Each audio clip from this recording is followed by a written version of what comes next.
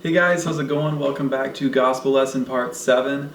Today we're going to be taking a look at some minor triads, some 3-note voicings.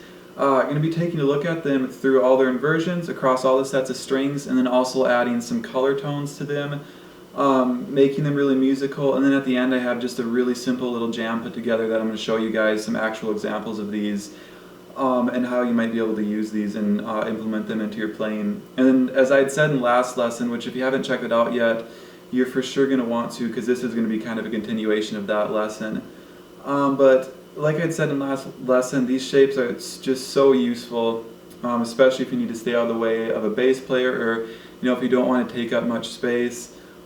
These are just the perfect shapes to use, and they're just really they're really usable because you almost always have one finger free that you can do embellishments or slide into another shape, stuff like that. So yeah, let's get started on these right away. We're going to be on the G, B, and high E to start off with, and we're going to be starting in C minor. So we're going to be starting first of all in root position. Okay, so here is what the first root position C minor shape is going to look like. Ring 5 of the G, middle 4 of the B, pointer 3 of the high E. That is our root position, C minor. Okay, up to first inversion, we're going to be at the 8th fret on the G, B, and high E, doing a bar with the pointer. That's first inversion there. Second inversion is going to be 12 of the G with the middle, 13 of the B with the ring, 11 of the high E with the pointer. Okay, so there is our 3 shapes on the G, B, and E strings.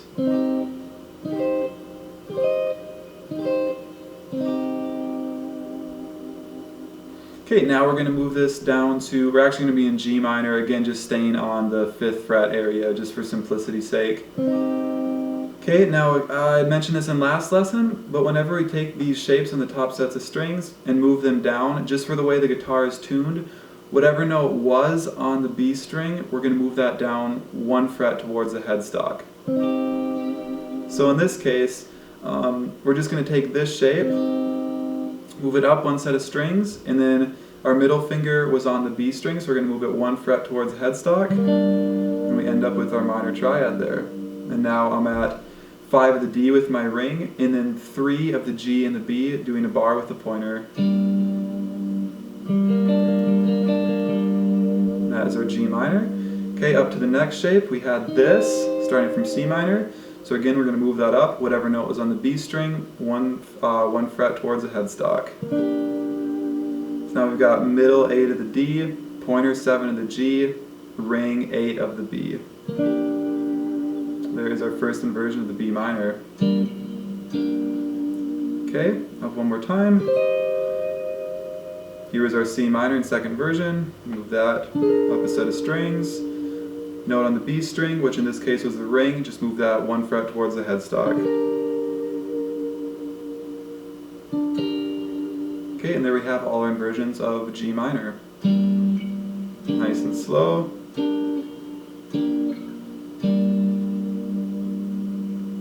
Okay, so all the inversions of G minor. Now we're going to move on to the A, D, and the G, and then the low E, and then the A and the D. Okay, so keeping with the same idea of whatever note was on the B string, we're just going to take this G minor shape, move it up 1 set of strings, and then move the note that was on the B string down 1 fret. So now we're going to have pinky on the 5th of the A, middle 3rd of the D, pointer 2nd of the G. Okay? And that is going to be D minor this time. Okay, up to first inversion, 8 of the A with the middle, and then doing a double bar on the D and the G strings with the pointer at the 7th fret. And that is our first inversion shape there. Okay, now up to 12 of the A with the ring, 12 of the D with the pinky, 10 of the G with the pointer. That is our second inversion shape. So going through those inversions, root, so root, first, second, first, root. Okay? And then once again, this is the same as last week, but these are going to stay exactly the same when we move it to the low E, A, and then D strings. So same shape as on the A, D, and G. So that's kind of nice. The shape won't actually change at all when you move it to this set of strings. So now we have all those string sets covered. what I'd recommend doing is going through your inversions on just one set of strings, getting those down really well, and all the sets of strings obviously, and then also moving them across the sets of strings. So let's say we start in C minor, start in the lowest strings, then moving across, now up to the next inversion. Okay, nice and slow. Now up to the next inversion. And then you could go up to the next inversion as well. That's a great way to practice these, and then you're, also take them through like a couple progressions, maybe just a minor, like 1 to a 4, so maybe, C minor to F minor would be really, really good practice. So yeah, now that we have all of those down, should be good to go on all those. Really make sure you get them on your fingers well, and you can get to each of those pretty quickly and efficiently from wherever you're at on the fretboard. Let's now take a look at adding some color tones in. So before we start taking a look at adding these color tones in, as I mentioned last week too, you're for sure going to want something to write on, to take some notes for where these are. We're going to go over them fairly quickly. I'm just going to explain to you where you can find all the color tones, and then from there you guys can experiment with these and see which ones will work best for you and maybe which ones won't. So anyways, let's start off with the second first of all. So the second is either going to be 1 fret below the minor third, or it's going to be 2 frets above the root. And we're just going to go over these on the top three sets of strings for time's sake. You guys can kind of work these out across the rest of the strings once you obviously know the formula behind these. So here's the second below the third. And for this, it's not really a minor or a major chord because there's no third in it. So it's technically just a sus2 chord. So if I put a low root underneath it, you can hear that sound. It's kind of an undefined sound, which is really nice if that's what you're looking for. Okay, so that's a second. Now here's adding the second 2 frets above the root. So now in this we still have the third, so it really is like a minor 2 chord once we put that root underneath it. And you guys don't have to put the root underneath it. I'm just kind of putting it there for to be a point of reference with these shapes.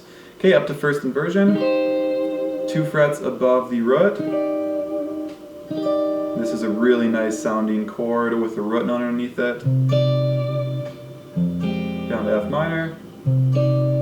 Back up to C minor. So there's that, and then 1 fret below the third.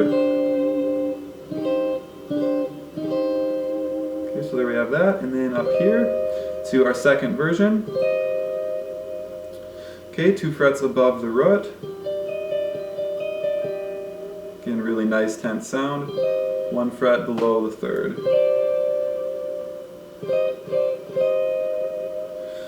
Okay, so cool, there's all our seconds, and again those have like a really nice, pretty dark, tense sound, but I think it's really pretty. I love minor second chords, they always sound really nice to my ears, so yeah, I hope you guys like those shapes. Let's move on to making these into a minor 4 chord now. Okay, so the fourth is always really nice on minor chords. It'll pretty much, you can almost always add the fourth into really any minor chord that you want to. Okay, you're going to find the minor 4 2 below the 5th or 2 above the 3rd.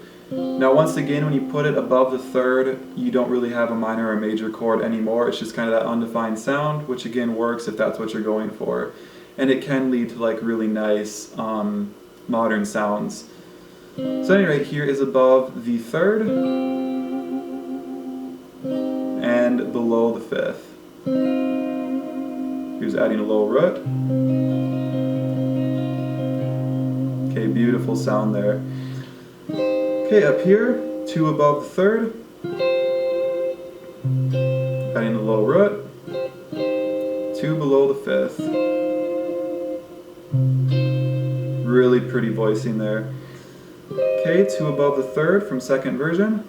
Or excuse me, yeah, 2 above the 3rd there, sorry about that. Okay, now 2 below the 5th.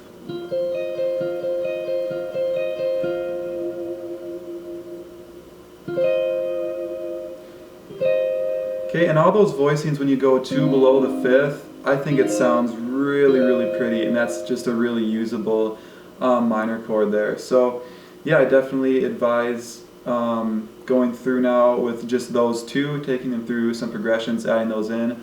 Let's now take a look at adding the 6 and then the 7 in as well. Alright, so we're going to take a look at adding the 6 in as like, kind of assuming that we're in like a Dorian sound, so it's going to be a natural 6. And I usually just add this in on all these shapes just 2 frets above the 5th. So for this first shape, right here, 2 frets above the 5th, gives us our Dorian sound with adding the low root in. Okay, so there's our shape. Next up, first inversion, 2 above the 5th, adding a little root in. Okay, second version, 2 above the 5th, low root.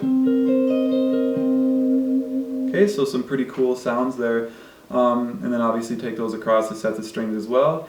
And now let's take a look at adding the minor 7 into all of these. So the minor 7 is going to be 3 frets above the 5th or 2 frets below the 3rd. Now when you, 2 frets below the root. Now when you add the 7th and 2 frets below the root, you're actually just going to end up with like an E major triad. And the reason why that works is a little bit beyond the scope of this lesson here. It's basically just because of what notes are in the chord and what notes work, over what chords. It's basically a kind of a technique called triads, over bass notes, and kind of, it's all about what notes are actually in the chord.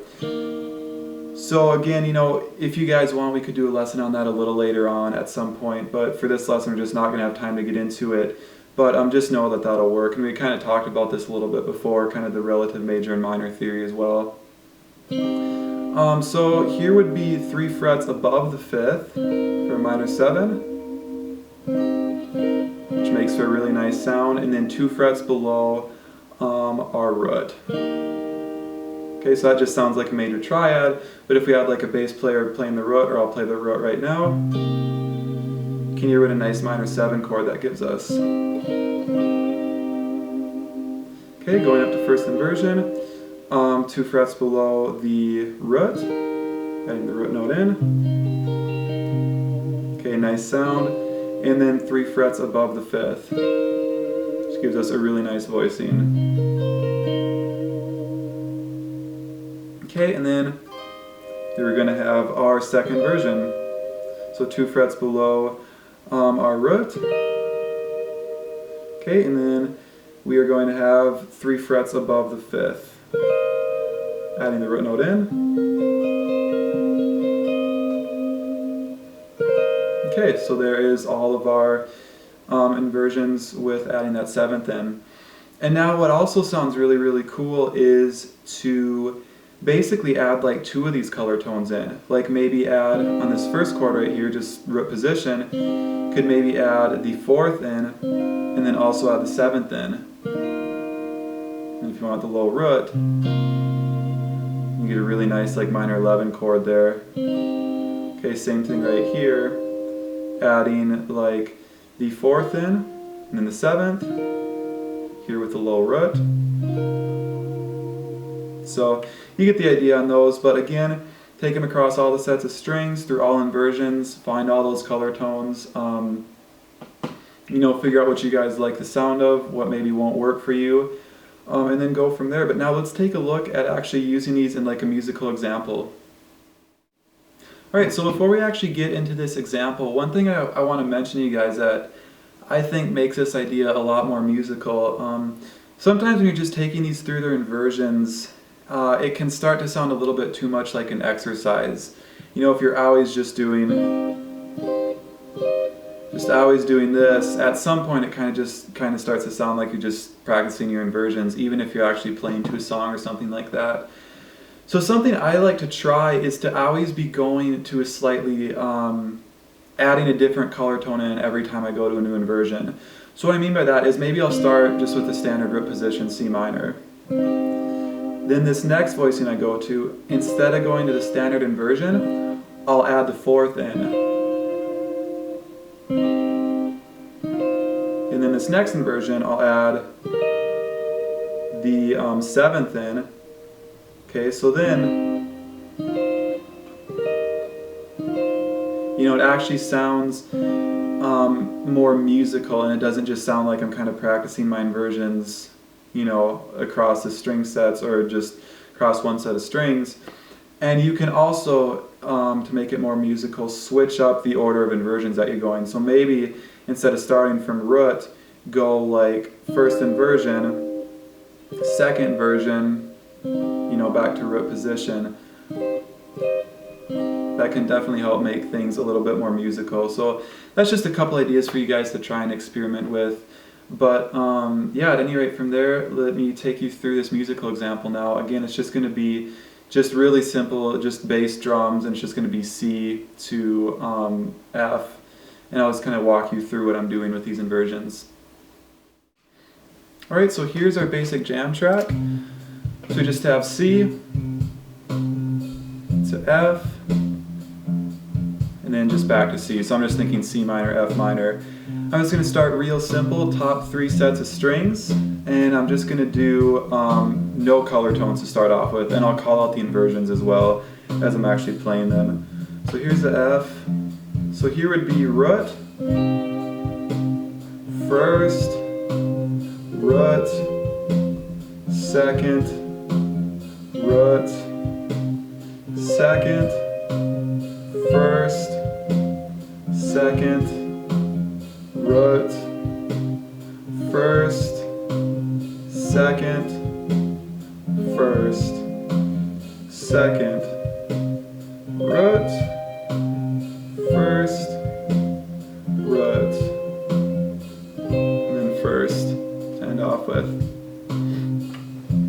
Okay, so that is the idea right there. And I'd take that across and start doing it on other sets of strings as well, so you're mixing it up, going across the string sets. I won't take you through all these for time's sake right now. And then, so next up what we're going to actually start with is we're going to be going across and doing the same thing, just on one set of strings for right now, but we're actually going to start adding in some nice color tones. Okay, so we're going to start, I'll just kind of call out the color tones. I'll only do one chord per like C, then one chord for the F, just so I can actually call these out to you guys. You don't need to play a color tone every single time, just try throwing them in maybe every other or something like that. So yeah, here we go on this. Okay, to the F. So I'm going to start with like a minor 7 type of sound. So another minor 7. Okay. Those two. So this time I actually did replacing the 5th and the root as well, so I get like a minor 11 sound. Okay. Another minor 7 right there. Okay. Another minor 7 right here. Minor 4 right here. Okay. Another minor 4. Standard minor in root position. Minor 9. Okay, so there's kind of going through all those ideas. Hopefully, you can kind of see what I'm doing there. I know it's kind of a lot to take in. There's a lot of different ideas that I'm going through right there.